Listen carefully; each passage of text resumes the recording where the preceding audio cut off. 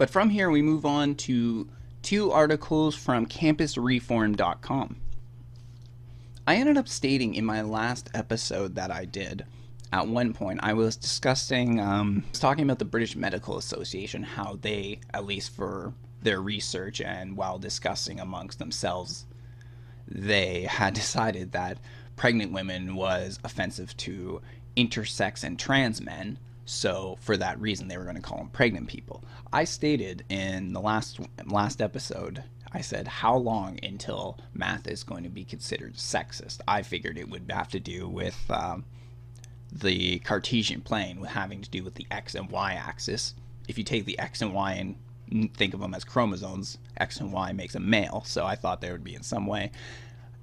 And the next day, I was partly proven right because this article got tweeted out. It was actually tweeted out by Jordan Peterson. I saw it after I saw the last thing. But anyway, this article said that a professor believed that algebra and geometry perpetuate white privilege.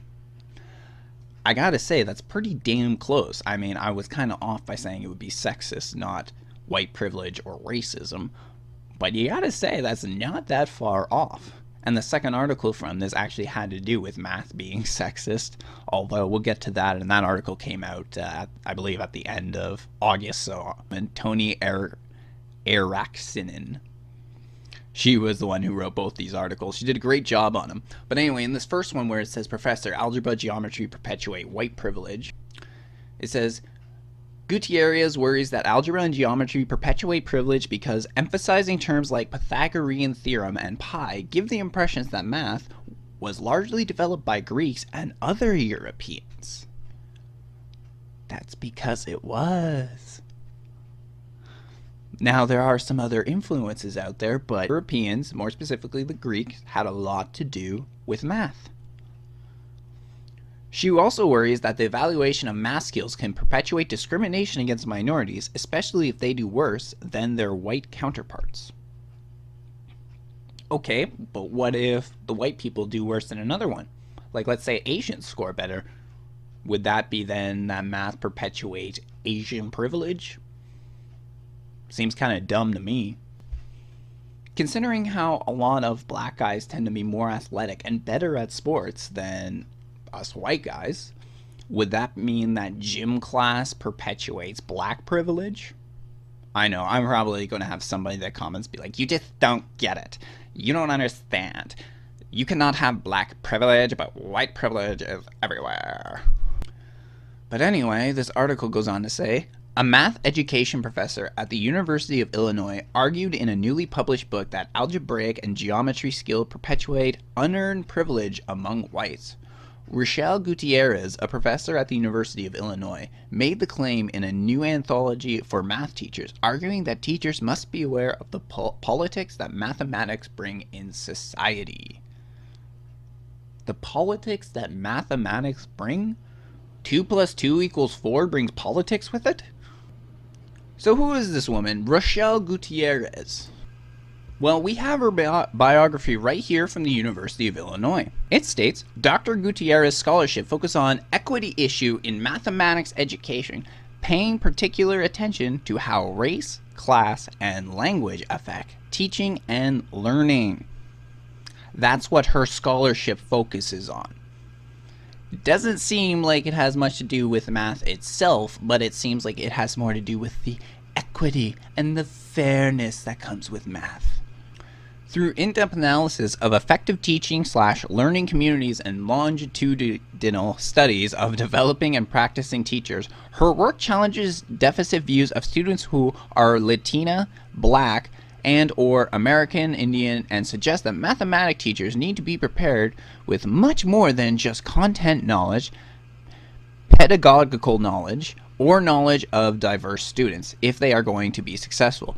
Her current research project focuses upon developing in pre-service teachers the knowledge and the disposition to teach powerful mathematics to urban students, the roles of uncertainty, tension, and nepentla in teaching, and the political knowledge and forms of creative insubordination that mathematic teachers need to effectively teach in an era of high-stakes education.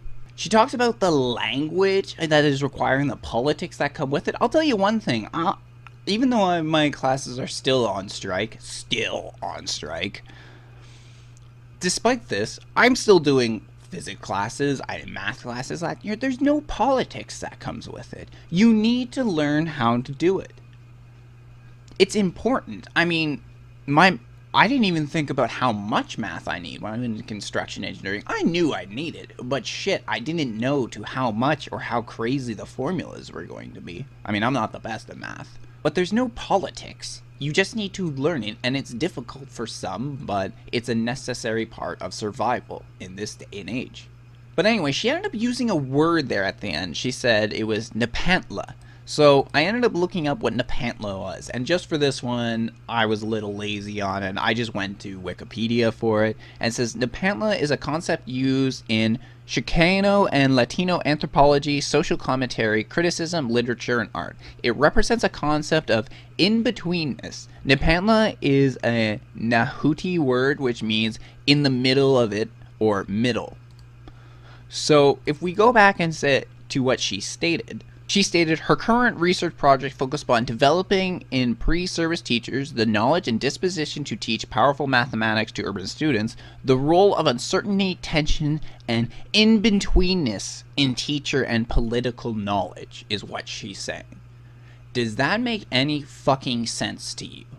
Not to me. This is a bunch of gibberish bullshit that she's trying to preach to say, oh, you know what, some people don't do as well at math. Well, it's because of racism and society, because that's why they don't do so well. Not because the people just may not be good at math or may never have been taught it until a certain age. That sometimes happens. Sometimes people in certain areas aren't taught math from a certain age, but over here we're taught math since like what? Well, at least basic math since like kindergarten, grade 1. We learn 1 plus 1. There are many places where maybe they don't learn it till later on, so they're not as skilled as us. But the whole thing just sounds like a bunch of gibberish bullshit to me, like she's making up a bunch of excuses. Pretty much she's justifying the existence of her job. Because if she doesn't justify it, then what the fuck is she doing? What the fuck is she here for? When we look at her teaching, it says, I teach secondary mathematic methods courses to students who are undergraduates in mathematics and seeking a minor in education. I also teach a large undergraduate seminar on social justice, schooling, and society that is open to students from all disciplines, not just education. So she teaches social justice. No surprise.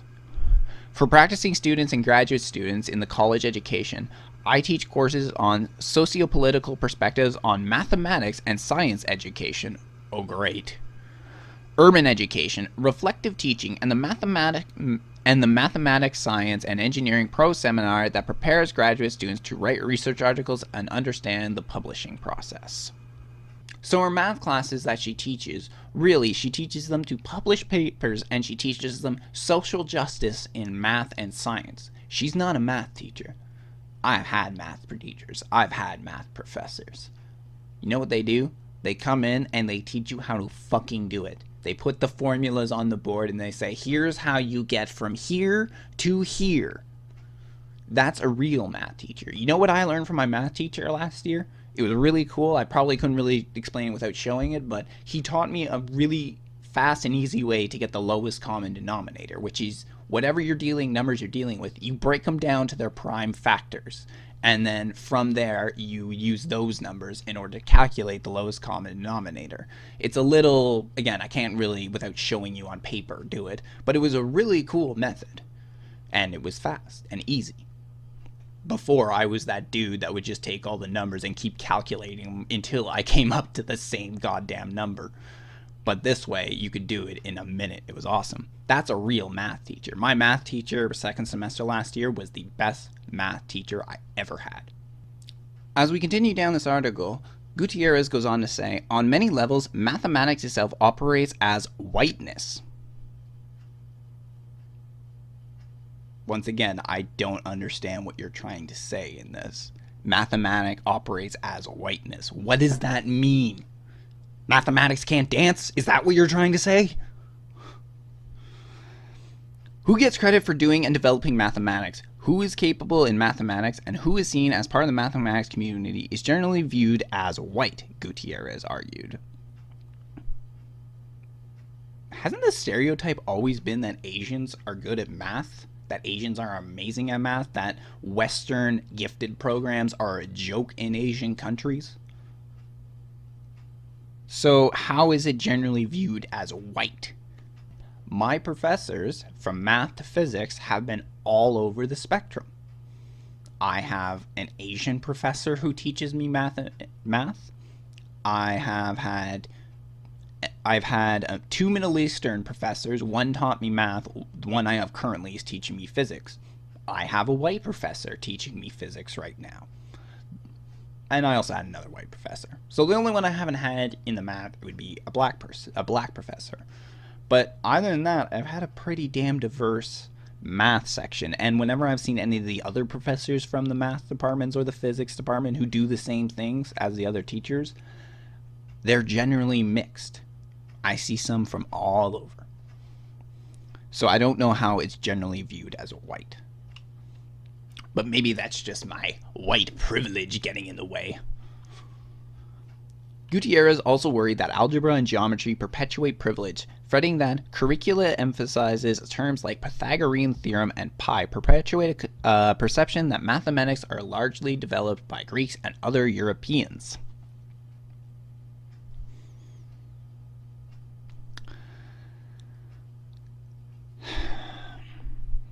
Well, part of the reason it may seem like using the term Pythagorean theorem might sound Greek is because the theorem was named after the fucking guy who found it. And then pi and a bunch of other Greek symbols are used because when we establishing math, these were the symbols used, the Greek alphabet. So we use these terms because this is how they've been established. But don't take my word for it. Why don't you take livescience.com's word about it? So the article is called What is Algebra? Published on March 26, 2015. Oh shit, at 2 in the morning. Alright. Algebra is a branch of mathematics dealing with symbols and the rules for manipulating those symbols. In elementary algebra, those symbols, today written as Latin and Greek letters, represent quantities without fixed values known as variables. Just as sentences describe relationships between specific words, in algebra, equations describe relationships between variables. So that is the relationship with math. And then if we go a little farther down, the article ends up stating that this problem was almost certainly written to help students understand mathematics. What he was saying, the article is making a joke about how a lot of students would say algebra was created to make their lives miserable. So he says, but what is special about it is nearly 4,000 years old. Algebra is nearly 4,000 years old. So we're going back to the time of ancient Greeks, who are one of the oldest cultures around. Not the oldest, but one of them. One of the ones that we know about today is one of the most ancient cultures are the Greeks. Now, they did not invent mathematics because there is evidence that it goes back to even Babylonian times and Sumerian times. So they did not necessarily quite invent the whole mathematic thing, but the Greeks perfected the mathematics into what became the roots that we use today.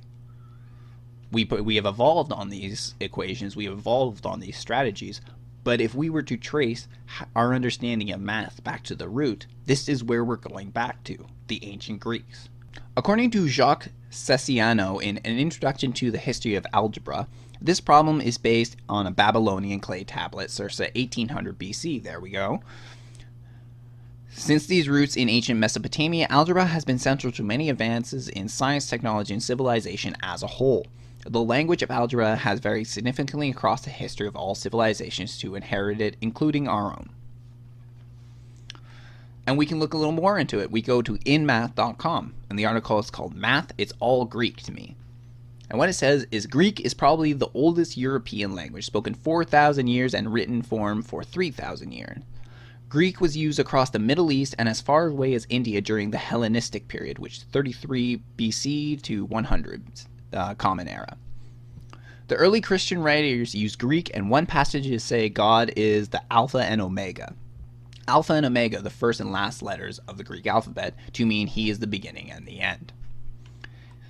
It was the official language of the Byzantine Empire, the Roman civilization centered in Constantinople, present-day Istanbul in Turkey, 380 to 1483 Common Era, which stretches around most of the Mediterranean and the Middle East.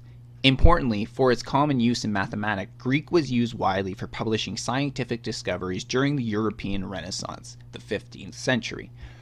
So Greek has been historically used as a language, and especially in mathematics, throughout history.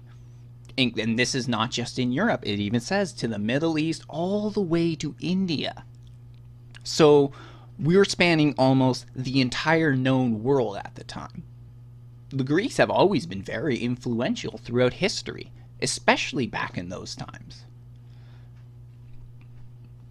This is why we use so many Greek terms. We use Greek alphabet. Is because it was so widely used. It was so common at the time across. It was probably the most common language to write mathematical terms in. Because if you did it in, say, Latin, well, once you get over to India or the Middle East, they're probably not going to know Latin. But then when you write it in Greek, from one end of the world to the next, almost every single civilization could understand it. Their mathematicians would understand it. So this is why historically it's been used as Greek, and why we use so many Greek terms, even though Indian and Middle Eastern and Chinese mathematicians have played their influential role in forming mathematics. The reason is because Greek goes back the farthest, and Greek is the most widely used in mathematics. And I just wanted to do a little bit of update. The Pythagorean theorem actually was written in the 6th century BC with the Pythagoreans who coined the term mathematics from the ancient Greek, mathema, meaning the subject of the instruction. So I was a little wrong on the last part, but the Pythagoreans were an actual group of people. So as we return the article, it says, math also helped actively perpetuate white privilege too, since the way our economy places a premium on math skill gives math a form of unearned privilege for math professors who are disproportionately white. And she ends up saying, are we really that smart just because we do mathematics? Further wondering why math professors get more research grants than social studies or English professors. Are you serious? You wonder why? Mathematics is the base for everything. We have so much understanding from math. Even if you think about building a house, basic mathematics is required. You can't just build up a bunch of walls, put a fucking roof on there because there's a few different things you're not taking into consideration. This is actually, in fact, what I am learning right now in school. See, here's a good example. You can put up 4 walls and a roof, but then what happens if it rains? You've got to take into consideration the material you're using. Are you using wood? Is it have some sort of finishing on it to prevent it from rotting? What about when it gets really windy or it snows? Is your house able to withstand the load? Because that's one thing we're learning right now is different weight loads. We're learning about bridges, we're learning on homes. Physics and mathematics is very important. Another example is a bridge for this. I could design a bridge, but if I designed a bridge didn't do any equations and can't really test it out to see how heavy it is, would you want an 18-wheeler driving over it? Because these are the sort of things we need right now. We don't just build bridges and make them really big and really strong and pray that they don't break. We take things into consideration. When we're doing a bridge right now, they take into consideration how much the whole thing is going to weigh in and of itself, how much support is used, and what is going to be the max amount of cars and weight on there. And then when they've established all that, through mathematics, they build their bridge. Because if we just went and build our bridge, what happens on rush hour and there's a jam on the bridge and then all of a sudden we have a bunch of cars on there that can't take the load and then boom, everybody's dead. That's just basics for building. How could we have found out that the world was round? They did this through mathematics and astrology. They used astrology to measure the different stars, and they used mathematics to tell that the Earth was curved. How could a sniper shoot long range without using mathematics to take into account the curvature of the Earth? How can we build something on the steep side of a mountain or a cliff or just a steep hill without it falling over without using mathematics? These are basics, but there's plenty more examples. Are we so smart? How could we have the monetary system we have now if we don't know mathematics? If you gave me $1 and I'm supposed to give you 50 cents back, and I have no fucking understanding of numbers, am I going to give you the right change? So the fact that she even asked, are we really that smart? The fact we know mathematics. Yes, in fact, humans are very smart for knowing mathematics. I do believe that animals in and of themselves have a very basic understanding of mathematics. I mean, for instance, if a mother duck knows when one of her babies are gone, and it's not probably just from recognition, but it's from, counting. She knows how many babies she has. So I believe they have basic understanding in that way. But an animal cannot do mathematics. An animal doesn't understand how to divide or how to multiply. It doesn't understand 6 times 2 equals 12. This was one of our biggest advancements. And in fact, mathematics allows us to, here's a good one. How could scientists have landed a satellite on an asteroid going thousands of miles an hour in space without mathematics? Almost everything that we've been able to do in our society that has progressed us has been mathematics. I'm a guy who hates math and numbers. I don't like it. I'm not that great at it. But I understand the relevance that it had. Mathematics is, you know what? I really can't say any more on it without repeating myself, so I'm going to end right now with that. But I would like to quickly say that why do mathematics get more grants than social studies and English? Because social studies and English classes are bullshit these days. They're pointless. I had a English class. It was communications class, they called it. It was an English class last year.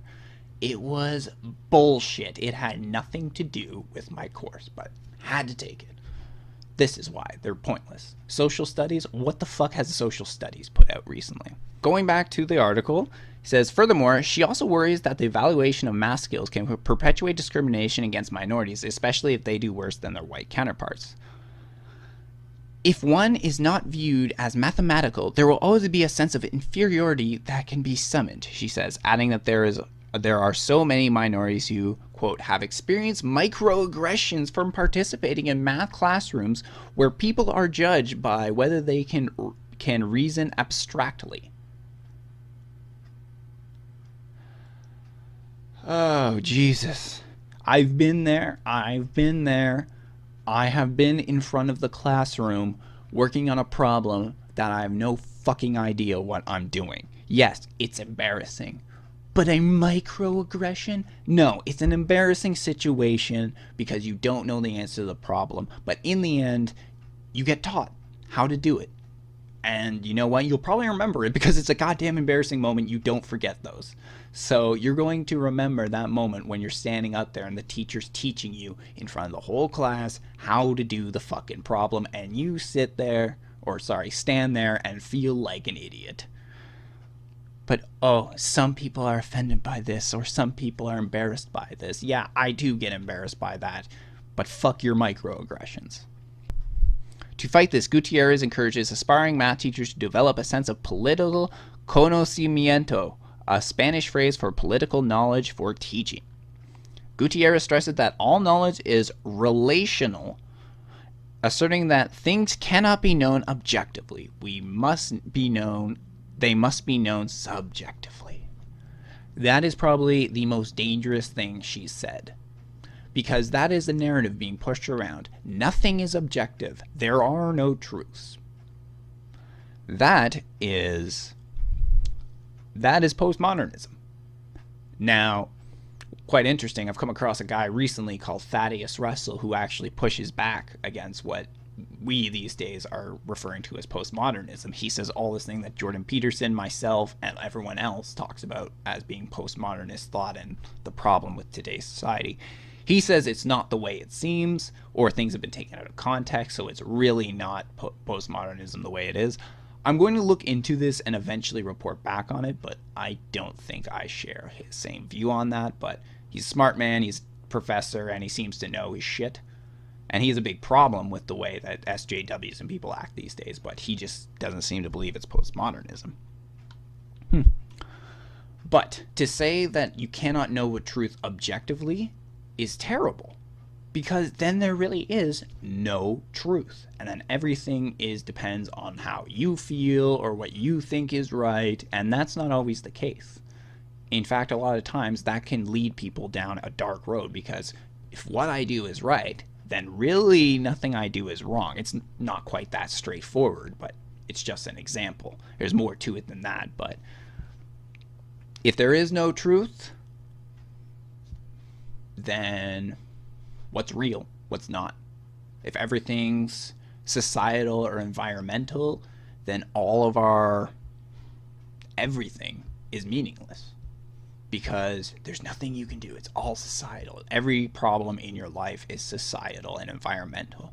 You're not responsible for anything that's happened. It's all the way that other people view you and have treated you. And when you bring this into mathematics, which is supposed to have an objective answer, a definitive answer, 2 + 2 = 4, when you start saying that you cannot know anything objectively and everything has to be subjective, then does that mean that subjectively 2 + 2 can equal 5 if that's what it is? Because if that's what somebody believes? Because that's what they know. It's not true. But this is the sort of narrative they're pushing these days. So we move on now to our second article from campusreform.com. And this is written by the exact same author as the last one. I got linked to this article through the last one, talking about how math perpetuates white privilege. It was one of the following related articles that she had written. This one came out on August 4th, 2017, and it says, Prof complains about masculinization of mathematics. A Vanderbilt University professor recently complained in an academic journal article that the field of mathematics is a white and heteronormative masculinized space. According to Professor Louis Leva, children are implicitly taught from an early age to associate, innovate, problem solving with masculinity while viewing conformity and meekness as feminist traits. I think he means feminized traits, but either way. In a recent article titled Unpacking the Male Superiority Myth and Masculinization of Mathematics at the Intersection, Professor Louis A. Leva argued that the factors such as teachers' expectations and cultural norms, quote, serve as gendering mechanisms that give rise to sex-based achievement differences, end quote.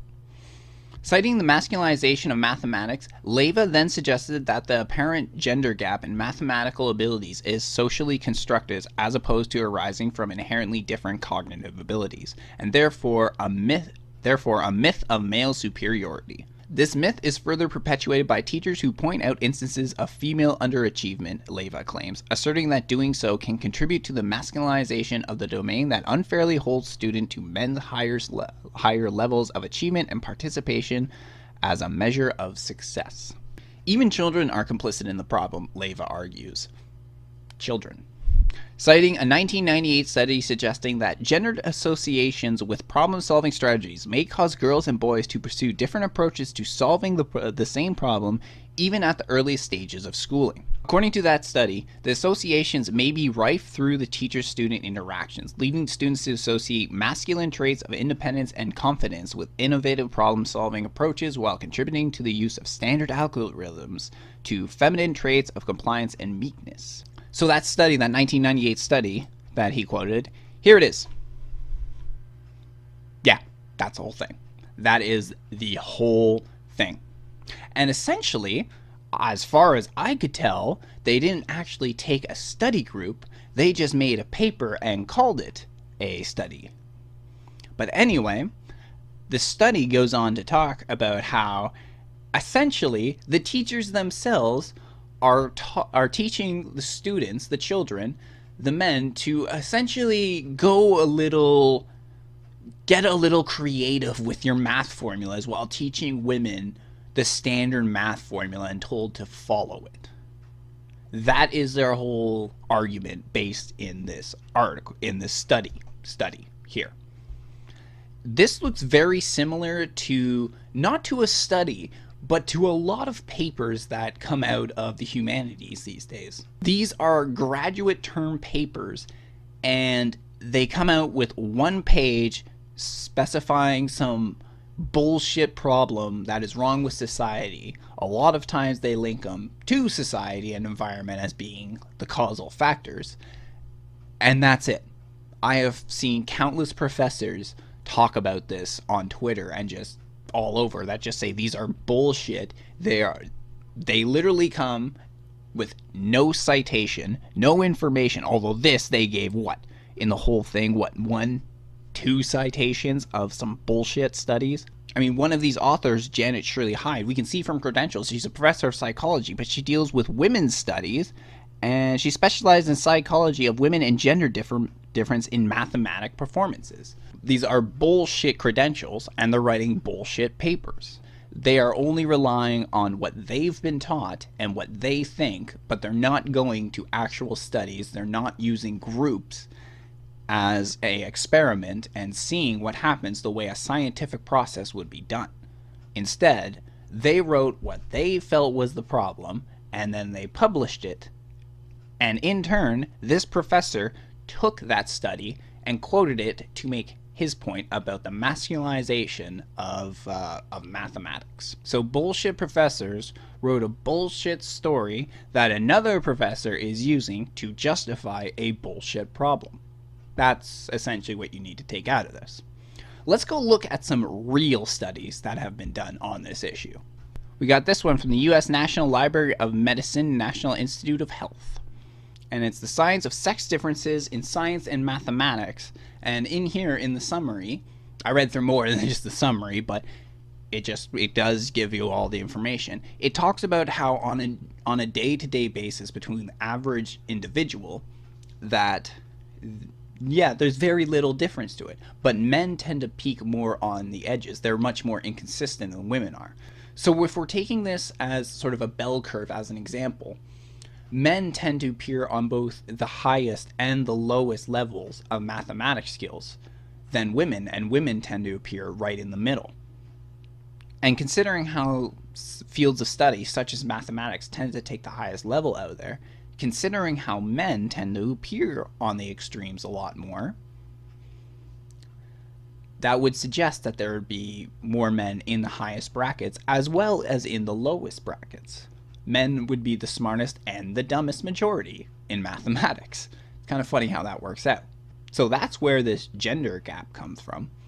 It's that there's less women on both the dumb end of mathematics and the high end of mathematics, and they tend to be more in the middle. So if we're looking at this as a bell curve, women would have a much sharper middle bell curve because more women would find themselves in the middle, and men would have a much more gradual bell curve. So women would be sharp, men would be gradual, showing that there would be more men on both extremes. This is what this study is saying.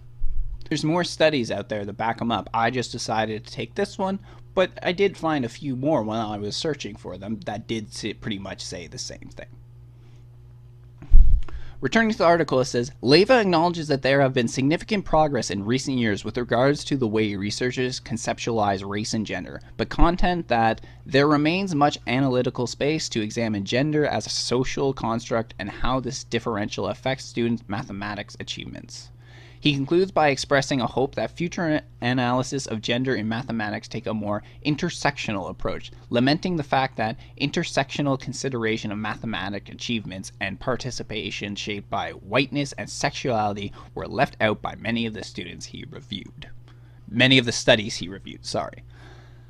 That's because they don't fucking matter in terms of math skills. But for some reason, neither him nor the last professor, Gutierrez, wants to take this into consideration. When you're dealing with numbers, The color of your skin is not the significant factor, and the gender is not the significant factor. Because just because more women appear on the middle and more men appear on the spectrums, that doesn't mean that there aren't women, and there aren't, even if, again, we look at it and say that men appeared more on the farther spectrum. Sorry, even if we looked at it again and saw that white people appeared on the farther spectrum than other races, that still does not mean that none of those races will ever get in. That just means there's probably going to be less people from that gender, from that race, who have those skills in order to get into that field. It's not that those people aren't getting into the field. It's because the rest don't have the skills required. I mean, just as an example, let's just say, for the sake of argument, white people weren't the dominant race, and we were the minority right now. Let's just say we had the history of black people. With my math skills, should I be in a high-end math industry? No, I shouldn't. I know that's not how things have turned out, but even so, even as a white person, I still should not be in one of the high-end jobs that require a lot of math. I will have the math skills to get me by in my job, but I in no means will be a mathematician or an expert on math. I'll just know what I need to do to get the job done. So personally, I find these two arguments kind of bullshit.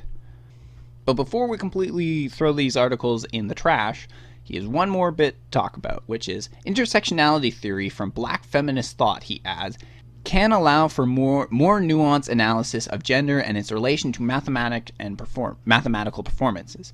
It is therefore critical that scholars examine the influences of different contexts in students' mathematics achievement and experiences at intersections of gender and other socially constructed identities, he concludes. It's one thing I've come to notice about the social justice warriors and progressives alike. I actually first noticed it when I was watching the Young Turks back a few years ago. They always love to talk about how nuanced things are, that everything is nuanced. Everything is not nuanced. Yes, there are nuances in life, and sometimes they come into effect. This is not one of them. Your race is not a nuance. Even your gender, maybe even though women appear more in the middle, is not a nuance factor, because in the end, what really matters is, do you have the math skills? Do you have the math skills to do the job? And when it comes to teaching, it doesn't just have to do with math skills. A good personal skills are necessary because you've got to get the information across. But these are some of the problems with the colleges that people are having these days, colleges and universities, is just they're trying to preach this bullshit. And now the problem is, I stated it on my last episode when I was talking about the British Medical Association, the problem is now is that it's seeped into the hard sciences. Before, it was just the soft sciences. Now, things that have objective answers are being told that, well, they're nuanced and they're subjective. We can't look at them objectively. This is why we're all screwed, because if something such as math can suddenly get hit by social justice and can be poisoned in order to essentially change the way mathematics is done because it's unfair to some, that's what these professors think, then we're really fucked, because math and science are not subjective. They're objective. There is a definite answer. They tell you what things are. 4 plus 4 equals 8. It's not subjective, as much as they want to push it.